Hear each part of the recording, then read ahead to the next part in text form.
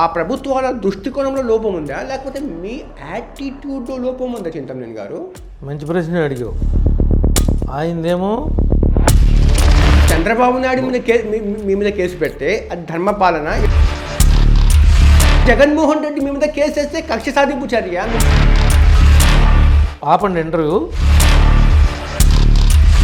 MLA గారు, మీకు చింతమనేని ప్రభాకర్ని చూస్తే భయం వేస్తుంది, అందుకే పోలీస్ కేసులు పెడుతున్నారు అంటే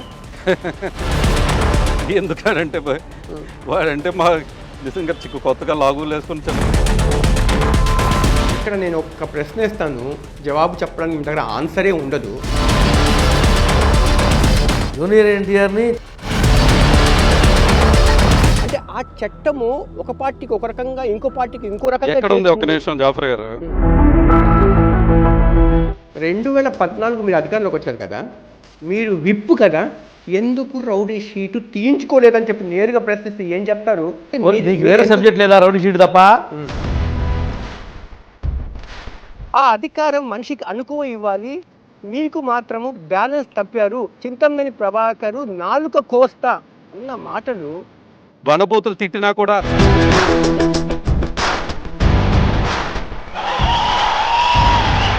ఆ మధ్యకాలంలో మంత్రి పదవి రాలేదని చెప్పి నేను కొత్త పార్టీ పెట్టాలని చెప్పి మీరు అనౌన్స్ చేశారు. ఆ ఆలోచన విరమించుకున్నారా, లేకపోతే చంద్రబాబు నాయుడు దగ్గర నుంచి చీవాటగా వచ్చాయా? ఆ ఆలోచన విరమించుకుంటూ ఉంది, ఆవేశంలో వచ్చింది మాట్లాడాము. చింతమనేని మీరు నిన్న అరెస్ట్ చేయకపోతే అతని దగ్గర ఇవాళ యాక్టివిటీ లేదు. చింతమనేని ఇంకా రాజకీయంగా బతికి ఉన్నాడని చెప్పి అవకాశాన్ని మీరే కల్పిస్తున్నారు ఎమ్మెల్యే గారు. జాఫర్ భాయ్, చింతమనేని రాజకీయ ఓనమాలు నేర్చుకుంది మా కుటుంబంలో.